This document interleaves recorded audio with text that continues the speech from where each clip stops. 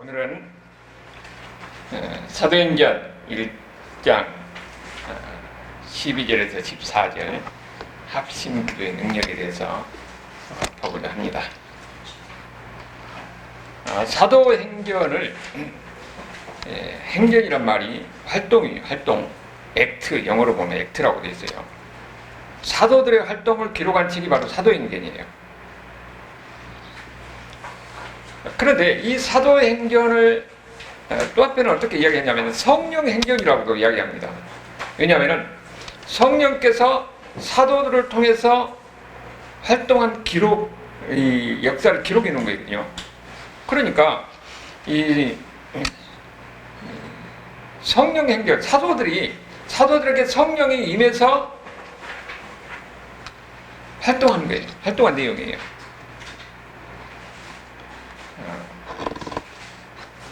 우리가 이 초대교회에서 당시 이렇게 보면은 제일 첫 번째 문제는 예수님이 누구인가 하는 문제였어요. 왜냐하면은 예수님이 구원자인지를 아는데 예수님이 어떻게 하나님이냐 하는 거예요. 근데 인간의 상식으로는 이해가 안 되잖아요. 그래서 그것이 그 논쟁이 수백 년간 계속됐습니다. 거의 400년 동안 계속됐어요. 그래서 그 400년 동안 이 성경을 통해서 내린 결론은 예수님은 완전한 하나님이고 완전한 인간이다. 그 결론을 내린 거예요. 그 다음에 또 문제가 된 것이 그러면 성령은 어떤 존재인가 하는 문제입니다.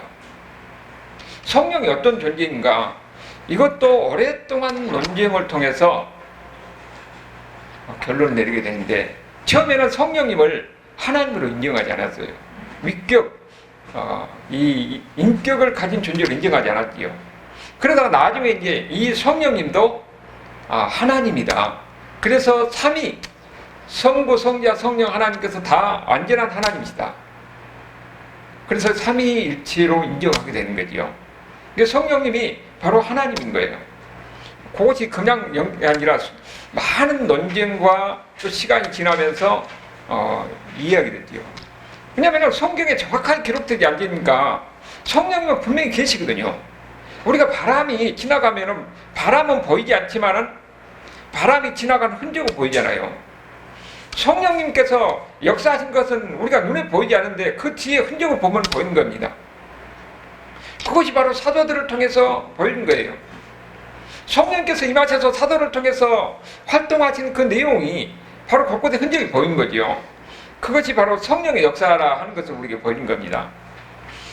그런데 예수님께서 뭐라고 그러냐면은 이미 그 전에 누가복음 24장에서 위로부터 능력을 받을 때까지 예루살렘을 떠나지 말고 기다리라고 그랬잖아요.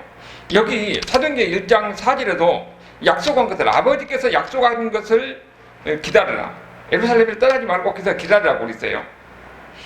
그래서 그들이 열흘 동안 기다렸잖아요. 그래서 앞에서 1절에서 5절까지 이렇게 보면은 열흘 동안 기다리니까 결국 그들이 기도하면서 성령이 임하고 성령이 임해서 사도들이 활동하면서 복음을 전하고 그 다음에 교회가 세워진 겁니다. 뭔가 성령께서 임하셔서 결국은 복음을 증거하는 가운데서 성도들이 예수를 믿고 그러고 이제 교회가 세워진 거죠.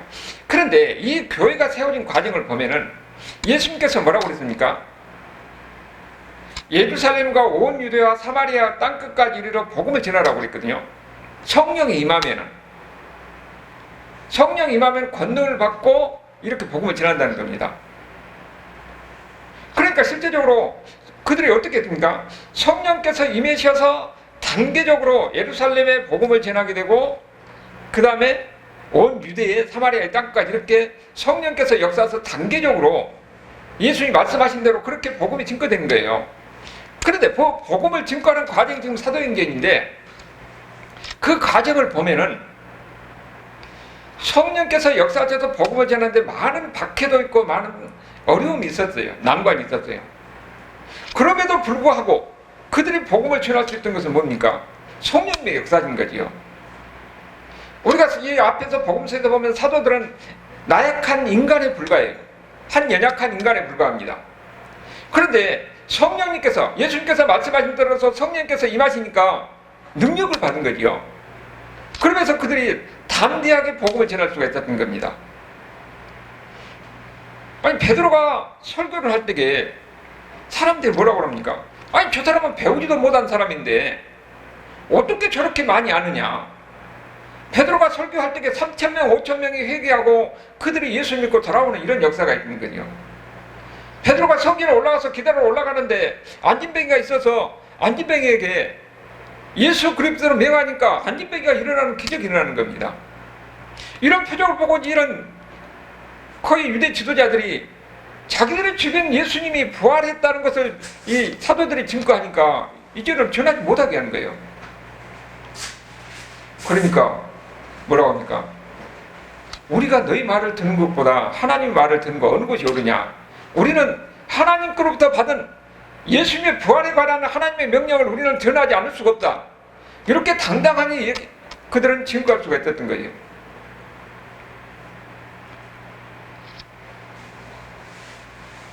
여기 보면은 사도들이 복음을 전하는 것뿐만 아니라 그 당시에 또 집사를 세웠잖아요. 근데 빌립이 전도할 때 보니까 성령께서 사마리아로 이 복음을 증거하라고 그랬어요. 사마리아 가서 복음을 증거하는데 또 거기서 어디입니까? 성령께서 광야로 인도하는 겁니다. 아무것도 없는 광야로 가니까 거기서 에티오피아 간다게 국고성을 맡은 니시를 만나게 되잖아요. 그 니시에게 복음을 전했는데 그게 바로 에티오피아 복음의 시초가 되는 겁니다. 이렇게 성령께서 역사하셔서 사도들을 통해서 또는 빌립이라는 이 전도자를 통해서 복음을 전하게 하는 거예요. 그들이 이렇게 복음을 전할 수 있다는 것은 성령께서 그들에게 임하셔서 능력을 주시고 지혜를 주시고 그래서 담대하게 복음을 전할 수 있다는 거지요. 그리고 궁적으로 어디까지 갔습니까? 그들에게는 오직 유대의 경계를 넘어서지 않은데 이미 하나님께서 그렇게 명하실 때에 그들이 자유적으로 가는 것이 아니라 박해와 핍박 속에서 그렇게 흩어져서 복음을 전합니다. 이방에도 복음을 전하는 것이 하나님의 뜻이라는 것을 어떻게 보니까 빌립이 옆바가 지금 테라비브죠. 지금 거기서 지붕에서 기도하는데 하늘에서 뭐가 내려와요? 짐승이 내려와요. 바구니에. 거기에 불결한 짐승이 다 있는 겁니다. 근데 하나님 음성이 들려요. 너 이거 잡아먹으라. 아니, 나는 부정하고 더러운 것을 먹지 않은데요. 하나님이 깨끗한 것을 왜 부정하다 하느냐? 이것이 무슨 뜻인가 하고 있을 때에 고넬료가 동시에 하나님 역사하셔서 사람을 보내서 베드로를 초청하는 겁니다. 아, 하나님이 이 이방 사람들에게 복음을 전하도록 나를 부르셨구나. 그래서 고넬료가 보내는 그 하인을 따라가서 고넬료가 복음을 전하는 겁니다. 그리고 기도했더니 거기서 성령이 임하는 역사가 나타나는 거예요. 이미 하나님께서도 이방 사람들에게도 성령의 능력이 나타나구나, 성령의 역사가 나타나구나. 이것을 예루살렘 공회에 가서 이야기를 하지요. 이 문제는 이방에도 하나님의 복음이 전해지고 성령의 역사가 나타나더라. 이방에도 하나님의 은혜가 임하더라 하는 것을 예루살렘 공회에서 이제는 공식화하는 그런 계기가 되는 겁니다. 그리고 사도 바울은 어떻게 됐습니까? 사도 바울은 오히려 예수님을 박해한 사람이에요. 예수 믿는 사람들을 핍박하고 잡아다가 감옥에 넣고 하는 이런 사람인데 그가 어떻게 했어요? 성령이 임하셔서 완전히 사람이 바뀌는 겁니다. 그래서 이제는 그런 모든 것을 다 복음을 위해서 자기가 희생하는 겁니다. 그리고 당당하니 그 당시에 있는 권력자들 앞에서 두려워하지 아니하고 죽음을 무릅쓰고 당당하니 그렇게 전할 수 있다는 것은 성령께서 역사하셔서 그에게 능력을 주시고 지혜를 주셔서 은혜 말씀, 생명 말씀을 전할 수 있다는 것이요. 스데반 같은 사람들이 죽음 앞에서도 두려워하지 아니하고 당당하니 복음을 전할 수 있다는 것은 성령께서 충만하게 임하셔서 그가 지혜서 이 이스라엘 역사를 전체를 그렇게 증거할 수가 있었던 겁니다. 이렇게 성령께서 역사하시니까 사도들이 힘을 얻고 능력을 얻고 그리고 담대하게 용기 있게 복음을 전했던 거지요. 그들에게는 수많은 박해와 어려움이 있음에도 불구하고 이렇게 할 수 있던 것은 성령께서 역사하시니까 이런 복음을 전하고 하나님 나라가 증거되고 하나님의 역사가 이루어진다 하는 거예요. 그래서 사도행전을 보면은 온갖 기적과 능력이 나타납니다. 이것은 다 뭐라고요? 성령께서 함께 하셔서 그 사도들을, 하나님의 말씀을 전하고 복음을 전하는 하나님의 사람들을 통해서 성령께서 능력과 역사를 보이는 겁니다. 그것을 기록하는 것이 바로 사도행전이요. 성령이 임하면은 이런 사도들에게 뿐만 아니라 우리 예수 믿는 모든 사람들에게도 이런 능력과 역사가 일어난다는 겁니다. 여기에 대해서 많은 학자들은 사도 시대에만 이런 일이 일어나느냐 하고 그렇게 논쟁을 하고 있었지만은, 우리가 20세기 초에 보면은 이 오순절 사건이 있었죠. 그리고 많은 이런 기적과 능력과 역사가 나타난 것은 교회사를 통해서 우리에게 보여주고, 지금도 이렇게 성령을 사모하고 성령의 능력을 사모하는 사람들에게 성령께서 능력과 지혜로 역사하셔서 기적이 일어나고 병자가 고침받는 이런 역사가 일어나고, 성령의 역사는 지금도 계속된다는 겁니다. 예수를 믿는 사람들에게, 그들을 통해서 그들이 사모하고 그들이 기도하고 할 때에 성령께서 역사하셔서 지금도 그 역사는 계속된다는 것을 우리는 믿고 기도하고 의지하고 가는 겁니다. 이것이 바로 이 사도들의 이야기를 통해서 우리가 보는데, 우리도 그런 성령의 능력과 역사를 사모하고 기도하는 거예요. 근데 바로 그 성령에 대해서 예수님께서 승천하시면서 이야기를 하잖아요. 너희들은 능력을 입힐 때까지, 성령이 역사하셔서 너희들에게 능력이 임할 때까지 너희 예루살렘을 떠나지 말고 여기서 기다리라.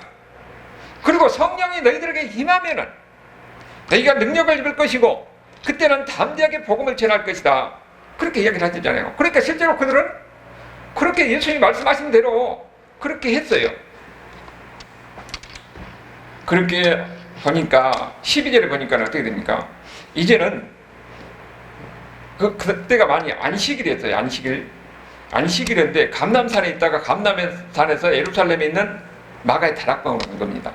그 당시에는 안식일은 이 유대인들은 자기들이 갈 수 있는 거리를 제한해 놨어요. 감람산에서 예루살렘에 있는 마가의 다락방길은 1.1km 정도 되니까 그게 안식일을 갈 수 있는 거리가 됐던 말이죠. 그러니까 이 감람산에서 골짜기를 지나서 다시 산으로 올라가는 게 거의 예루살렘이니까, 예루살렘에 거기에 있는 마가의 다락방에, 거기에 이제 예수님의 제자들과 또 이 여자들과 모두 다 모였어요. 그 15절을 보면 120명 정도 된다고 그랬죠.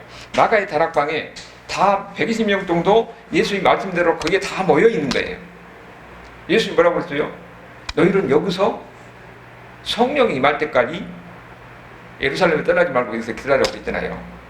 그래서 그들은 모든 제자들, 그리고 또 여인들, 12제자뿐만 아니라 70명의 제자들 있고 다른 제자들도 있잖아요. 예수님이 따르는 다른 사람들이 다 모여 있습니다. 그리고 거기서 뭐 했어요? 14절에 보니까 더불어 마음을 같이하여 오로지 기도에 힘쓰더라. 그들은 다 120명 정도가 모여서 하나님의 약속한 성령을 위해서 그들은 기도하고 있었던 겁니다. 어떻게 하면 마음을 같이하여 합심해서 그들은 기도하고 있었던 거예요. 이렇게 그들이 마음을 같이해서 합심해서 기도했더니 성령이 임하는 겁니다. 그러면 우리는 여기서 어떻게 기도하는가? 우리가 우리에게 가르쳐 주는 거죠. 마음을 합해서 합심해서 기도하는 겁니다. 그래서 여기서 우리는 합심 기도의 특징이 무엇이고 거기에 나타나는 능력이 무엇인가 하는 것을 우리가 보려고 하는 거예요. 합심 기도의 특징을 보면 첫 번째는 여기 보니까 그들은 기도의 목표가 분명히 있었지요. 예수님께서 성령이 너희들에게 임할 때까지 기다리라고 그랬으니까 그 성령을 위해서, 성령의 임기를 위해서 그들은 기도하고 있었던 거지요. 거기 보면은 이 4절에서 약속한 것을 기다리라고 그랬잖아요. 그리고 누가복음 이 4장 49절에도 내가 내 아버지께서 약속하신 것을 너희에게 보내리니 너희는 이로부터 능력을 입힐 때까지 이 성에 머물라. 그게 뭡니까? 성령입니다. 성령을 우리에게 주시옵소서. 성령이 임하소서. 그들은 이 목적을 가지고 110명이 합심해서 그들은 기도하고 있었던 거지요. 그런 가운데서 성령이 임하는 겁니다. 우리는 그러면은 여기서 무엇을 볼 수가 있냐면은 하나님의 약속이 있어요. 예수님께서 이미 성령이 임할 때까지 여기서 기다리다 성령이 임할 것이라는 거예요. 약속이 있으면 그 다음에는 뭡니까? 기도하는 겁니다. 기도하는 거예요. 여기서 우리가 어떻게 신앙의 생활을 할지를 잘 가르쳐 주는 겁니다. 하나님의 약속이 있다고 해서 그것이 저절로 된 것은 아니에요. 하나님의 약속이 있으면 그 약속을 붙들고 우리가 매달려서 기도하는 겁니다. 그리고 어떻게 기도하는가 봤더니 여기 있는 그 목적을 가지고 그들이 하나가 되어서 합치면서 그들이 기도했다는 것을 우리에게 보이는 거예요. 그렇다면 우리도 마찬가지로 하나님의 약속을 붙들고 우리가 기도해야 됩니다. 약속 안에 있는 것을 우리가 기도하는 거예요. 우리가 모든 것을 다 기도한다고 해서 우리의 정욕을 위해서, 우리의 이기는 것을 위해서 기도하는 것이 아니라 하나님의 뜻 안에 있는지, 하나님의 약속 안에 있는 것이, 그것이 우리가 먼저 확인돼야 돼요. 그리고 그것을 하나님의 약속이니까 저절로 주는 것이 아니라 그 다음에는 뭐라고요? 그들이 매달려서 기도하는 겁니다. 이것이 우리가 어떻게 신앙생활을, 어떻게 기도 생활을 해야 할지를 우리에게 가르쳐주는 겁니다. 그것이 대표적으로 보면은 여호수아에게 그대로 적용돼요. 여호수아에게 뭐라고 그랬습니까? 이미 하나님이 약속이 있어요. 약속이 너에게 땅을 이렇게 주겠다고 경계를 정했어요.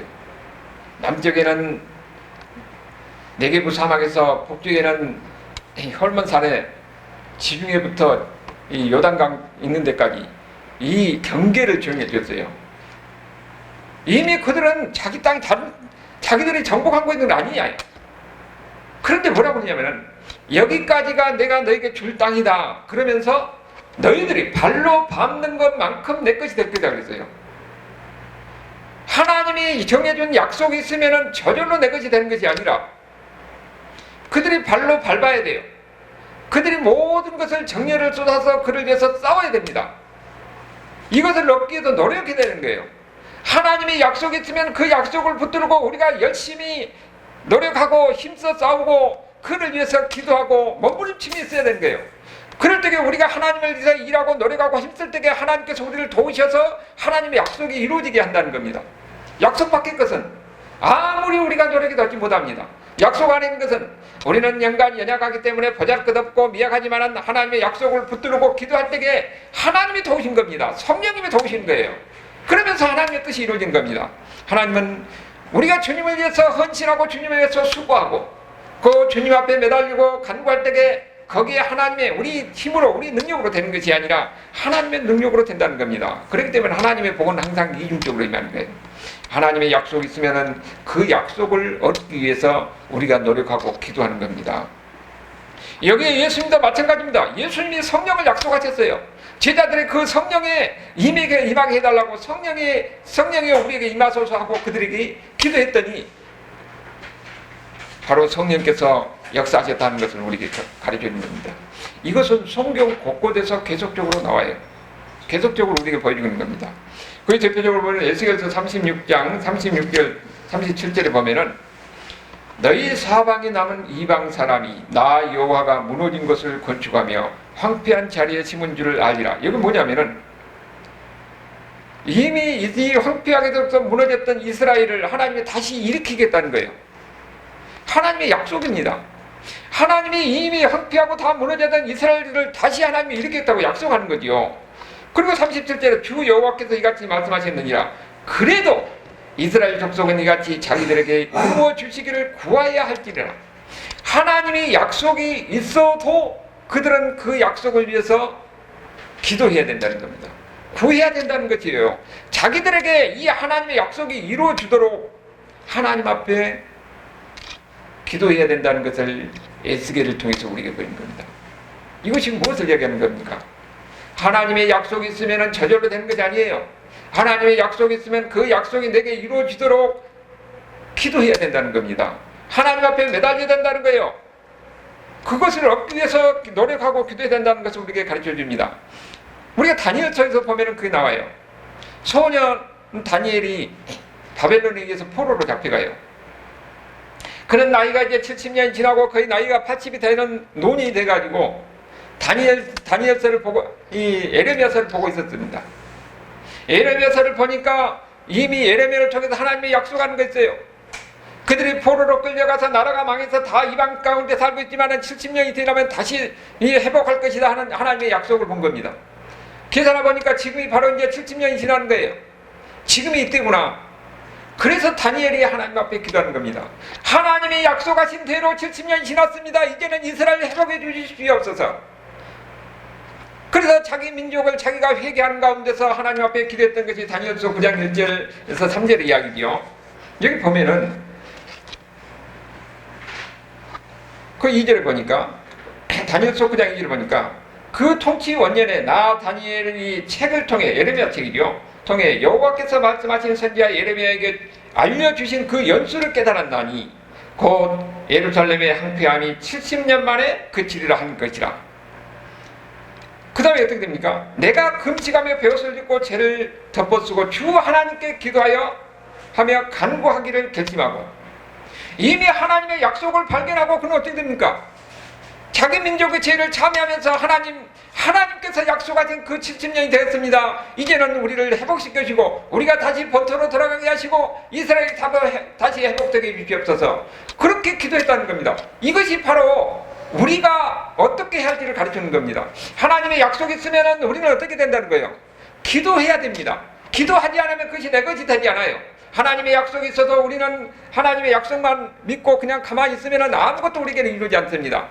그 약속을 붙들고 우리가 약속을 위해서 노력하고 매달리고 간구하고 그런 가운데서 하나님이 지혜와 능력으로 역사하셔서 그 약속이 이루어지도록 한다는 것을 다니엘을 통해서 우리에게 보는 겁니다. 그럼 언제까지 기도하느냐?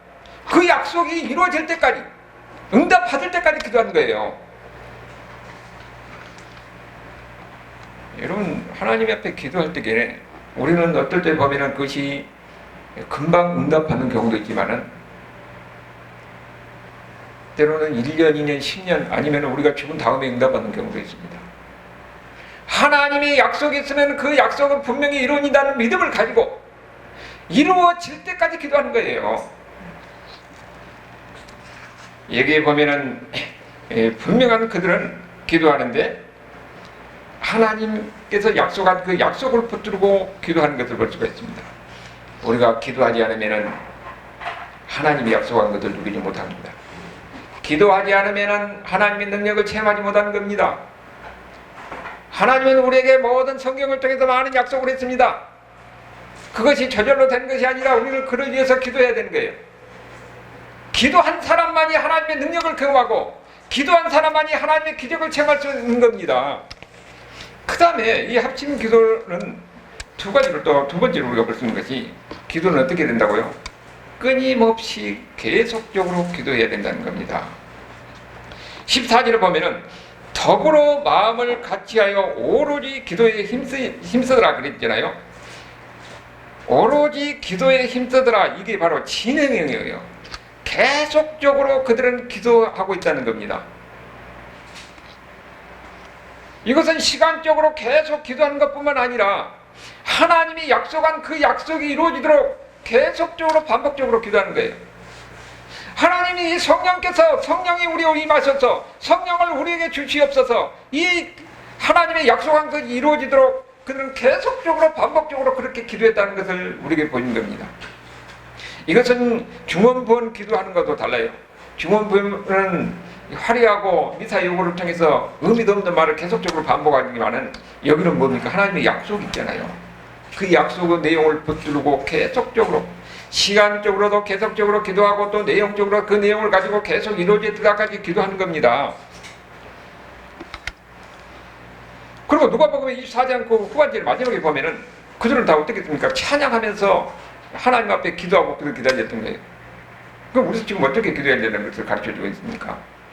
그러니까 우리도 기도할 때는 어떻게 기도하냐면 기도 제목이 이루어질 때까지 기도하는 거예요. 언제 우리가 응답할지는 역사를 모릅니다. 여기 보니까 성령이 임하셔서 그들을 기도했을 때 하나님이 열흘 후에 준다고 이야기 안 했어요. 그들은 계속 앉아서 기도하라고 그랬어요. 근데 그들은 어째서 계속하다 기도했던 열흘 만에 응답을 받았잖아요. 우리도 기도할 때 보면은 바로 응답을 받는 경우도 있지만은 그것이 1년이고 아니면 10년이고 평생을 거쳐서 기도해야 할 그런 경우도 있는 겁니다. 다만 하나님의 약속하니까 분명히 약속을 이루는 겁니다. 그것이 언제 이루니까 그거 하나님의 지혜에 속하는 거예요. 다만 우리가 해야 할 일은 뭡니까? 우리는 끊임없이 계속적으로 기도해야 된다는 것을 오늘 이 사도행전 이야기를 통해서 우리에게 보이는 겁니다. 기도한 사람만이 하나님의 은혜를 경험합니다. 기도한 사람만이 하나님의 능력을 체험합니다. 기도한 사람을 통해서 하나님의 기적이 일어나는 거예요. 그게 사도행전의 역사고 우리에게도 마찬가지입니다. 이사야 62장 7절을 통해서 우리에게 하나님께서 말씀하십니다. 여호와께서 예루살렘을 세워 세상에서 찬송을 받게 하시기까지 그로 쉬지 못하게 하시게 하라. 하나님이 쉬지 못하게 하라는 거예요. 하나님이 쉬지 못하게 하는 것을 어떻게 합니까? 우리가 기도하는 것을 통해서 하나님을 괴롭히라는 겁니다. 여러분, 기도하는 것이 바로 하나님을 괴롭히는 거예요. 하나님 주시옵소서 주시옵소서 계속 기도할 때에 하나님을 뭐라 합니까? 우리를 위해서 쉬지 않게 하라. 계속적으로 괴롭히라는 거예요. 그 대표적인 것이 우리가 불의한 재판관의 이야기를 통해서 우리가 볼 수가 있죠. 불의한 재판관에 보면은 왜 그 불의한 재판관입니까? 이 사람은 뇌물이 아니면은 자기 이익이 아니면은 공정한 재판을 하지 않는 사람이에요. 그런데 거기에 이 과부가 자기 문제를 해결하려고 불의한 재판관에 가잖아요. 거기서 이 과부는 그 당시에 시대적 배경 속에서 가장 불쌍하고 연약한 자의 상징입니다. 아무것도 없어요. 뇌물을 줄 힘도 없고 또 어떤 권력도 없고 아무것도 없습니다.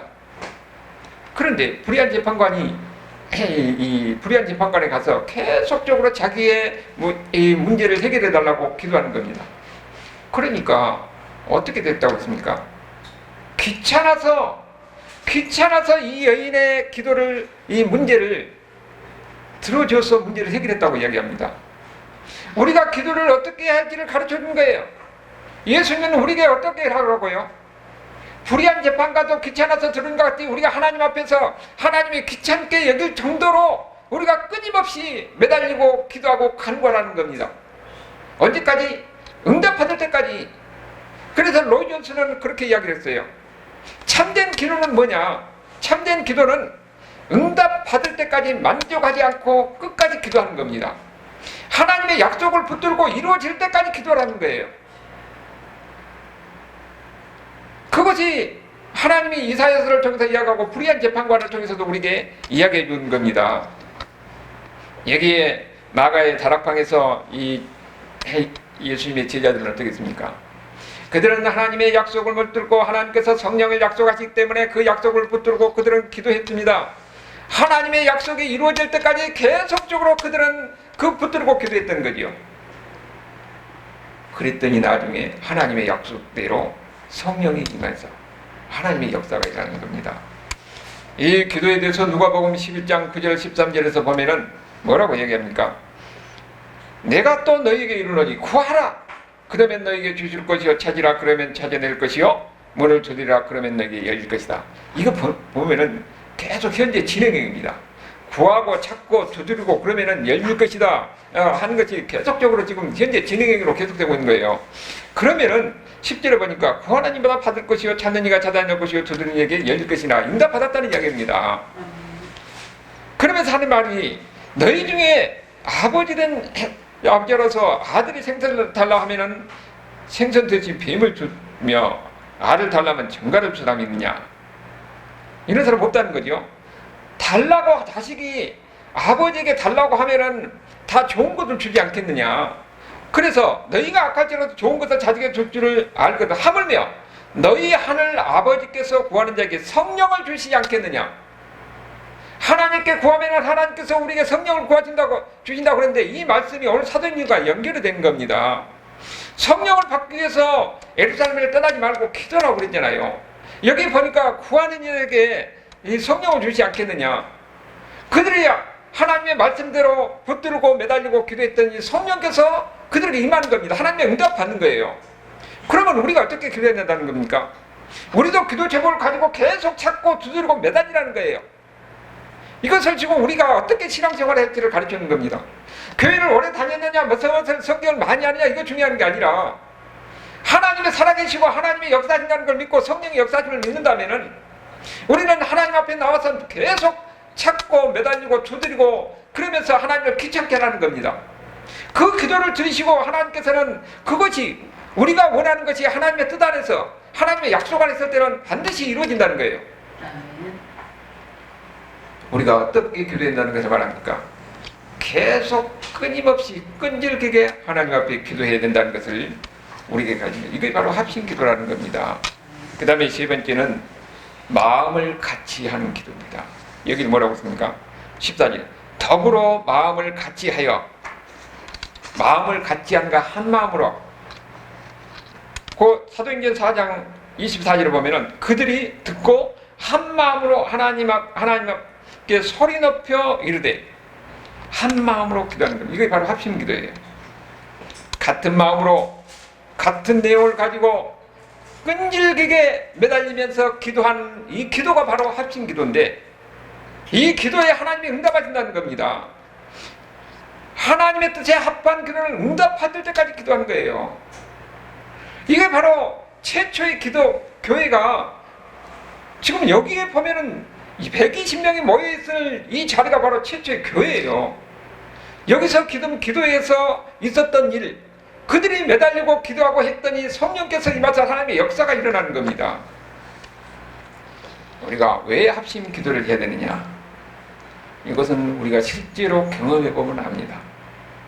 여러분, 기도는요, 참 희한하게 기도의 뜨거움, 기도의 열기는 전념이 됩니다. 믿음도 전념이 되는 거예요.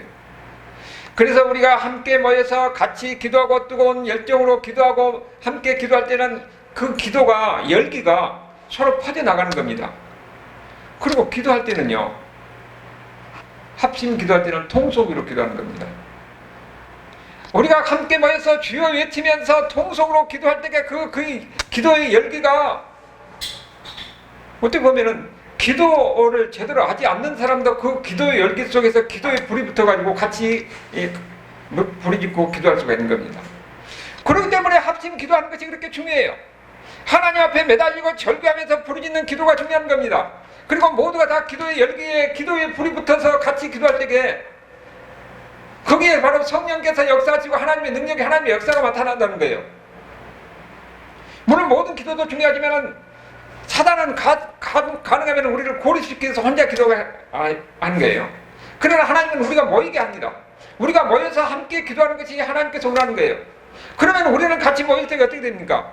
초대교회 성도들, 그들이 모여서 합치면서 기도해서 그들이 부르짖었던 것 같이 우리도 함께 모여서 통성으로 기도하고 부르짖고 절규하는 가운데서 기도의 열기를 가지고 그러면서 기도하는 겁니다. 그런데 교회사를 보면은 항상 교회가 부흥할 때는 항상 이런 통성기도, 합심기도, 열기 있는 이런 기도가 있었던 거예요. 우리나라도 평양 대부흥 때 보면은 그들의 이 함께 모여서 그 침체된 가운데 함께 모여서 같이 회개하고 통성으로 기도하고 막 부르짖을 때에 그야말로 예배당이 다 떠나가고 아침까지 기도해서 그 열기가 온 우리나라 전국 관광에 퍼져서 그야말로 평양 대부흥의 역사가 시작되는 것을 봅니다. 그것이 거기뿐만 아니라 어디든 마찬가지입니다. 우리가 기도할 때는 함께 모여서 한 마음으로 기도하는 겁니다. 부르짖는 거예요. 그럴 때는 같이 기도한 사람은 기도하는 사람도 기도의 열기가 같이 퍼져서 그 다음에 같이 기도할 수가 있게 되는 거예요. 그때 기도의 불이 붙게 되는 겁니다. 그런 가운데서 하나님의 역사가 있는 거예요. 거기서는 기적이 일어나기도 하고, 거기서는 병정자가 고침 받기도 하고, 거기서는 여러 가지 또 이 죄진 사람이 회개하는 가운데서 사람이 되기도 하고, 이런 성령의 역사는 지금도 계속되는 겁니다. 우리가 그를 위해서는 함께 기도해야 되고, 그렇게 하나님께 매달려야 되고, 같이 모여서 부르짖고. 근데 이렇게 기도하도록 하기 위해서 그래서 음악을 틀어놓은 거예요. 옆에 사람이 뭐라고 하든지 내 기도에 집중할 수 있도록 음악을 틀어놓고 같이 통성으로 기도하는 겁니다. 그런 가운데서 우리는 마음껏 하나님 앞에 부르짖고 매달리고 기도할 수가 있는 겁니다. 이렇게 하나님 앞에 매달리고 부르짖고 합심해서 기도할 때에 하나님의 역사가 있다는 겁니다. 하나님의 기적이 있다는 거예요. 우리의 기도를 하나님께서 응답하신다는 겁니다. 이런 믿음을 가지고 기도해야 된다는 것이죠. 여기 보면은 같이 맞아서 그들이 기도하니까 열흘 만에 성령이 임했잖아요. 그리고 성령이 임하니까 그들이 이제는 새로운 능력을 받아서 이제는 그들이 당당하게 용기 있게 복음을 전할 수 있다는 겁니다. 그전에는 그야말로 평범한 보잘것없던 사람이었던들이 그들이 성령이 임하니까는 하나님의 지혜가 임하고 그 다음에 용기가 임해서 당당하게 복음을 전할 수 있다는 것이요. 그것이 바로 사도행전의 역사고, 그 사도행전의 역사는 사도행전으로 끝나는 것이 아니라 지금도 계속되고 있는 겁니다. 이렇게 하나님 앞에 매달리고 기도하고 간구하는 사람들을 통해서 하나님은 그들에게 지혜를 주시고 능력을 주시고 하나님의 역사를 이루하는 것이요. 우리가 지금 어떻게 신앙생활을 하는 겁니까? 우리도 이렇게 하나님의 능력과 하나님의 기적을 경험하지 한다면 이렇게 부르짖고 기다려야 된다는 겁니다. 이런 은혜가 바로 여러분의 삶을 통해서 나타나고 그런 가운데 하나님의 기적을 경험하는 이런 신앙생활에서 될 수 있기를 주님으로 축원합니다. 네.